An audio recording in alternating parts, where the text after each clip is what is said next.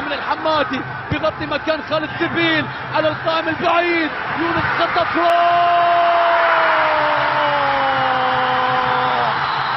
في الوقت القاتل المنتخب العراقي يسجل هدفا يشعل من خلاله مدرجات ملعب الريان في اللحظات الأخيرة في الوقت الصعب لهذه المباراة. تصطدم في وليد عباس. لا تبكي يا وليد، لا تبكي يا وليد.